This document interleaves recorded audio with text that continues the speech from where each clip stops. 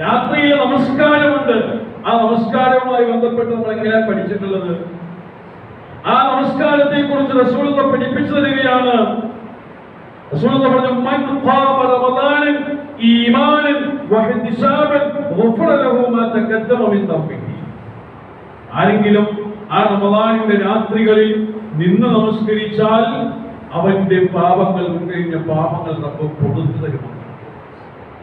അതിനും എവിടെന്താ പറഞ്ഞത്? ഈമാനൻ വഹ്തിസാബൻ, വിശ്വാസത്തോടുകൂടി പ്രതിഫലേച്ഛയോടുകൂടി എന്നാ പറഞ്ഞത്. അപ്പോൾ ഇത് രണ്ടും നമ്മൾ മുഖവിലക്കെടുത്തുകൊണ്ട് വളരെ പ്രധാനപ്പെട്ട കർമ്മമായിക്കൊണ്ട് ഇതിനെ കാണാൻ നമ്മൾ തയ്യാറാകണം. ലൈലത്തുൽ ഖദറിന്റെ രാത്രിയിൽ, റമദാനിന്റെ എല്ലാ രാത്രിയിലോ നിന്ന് നമസ്കരിച്ചത് കൊണ്ടും സൽക്കർമ്മങ്ങൾ വർദ്ധിപ്പിച്ചുകൊണ്ടും ലഭിക്കുന്ന ശ്രേഷ്ഠതയാണ് എന്ന് ചില മുഹദ്ദിസീങ്ങൾ നമുക്ക് പരിചയപ്പെടുത്തുന്നുണ്ട്. നമ്മളൊക്കെ ഒന്ന് ആലോചിക്കണം. കഴിഞ്ഞു പോയ റമദാനുകൾ ഇതുപോലെ ആയിരുന്നു.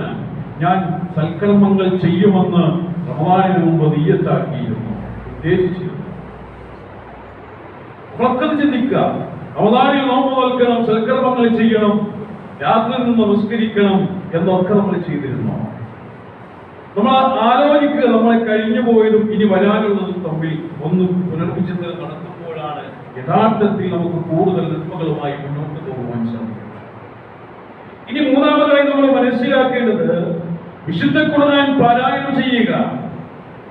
ശഹ്റു റമദാൻ അല്ലദീ ഉൻസില ഫീഹിൽ ഖുർആൻ ഹുദൽ ലിന്നാസി വബയ്യിനാതിൻ മിനൽ ഹുദാ വൽ ഫുർഖാൻ. വിശുദ്ധ ഖുർആൻ പറഞ്ഞിരുന്നല്ലോ, ശഹ്റു റമദാൻ അല്ലദീ ഉൻസില ഫീഹിൽ ഖുർആൻ. റമദാൻ മാസത്തിലാണ് വിശുദ്ധ ഖുർആൻ അവതരിച്ചത്. ആ പരിശുദ്ധ റമദാനിലാണ് വിശുദ്ധ ഖുർആൻ അവതരിച്ചത്. അതുകൊണ്ട് ആ മാസത്തിൽ നിങ്ങൾ എന്ത് വേണം? നിങ്ങൾ ആരെങ്കിലും ആ മാസത്തിൽ സന്നിഹിതരായാൽ നോമ്പ് നോൽക്കണമെന്ന് പഠിപ്പിച്ചു. ഇനി ആരെങ്കിലും യാത്രയിലാണോ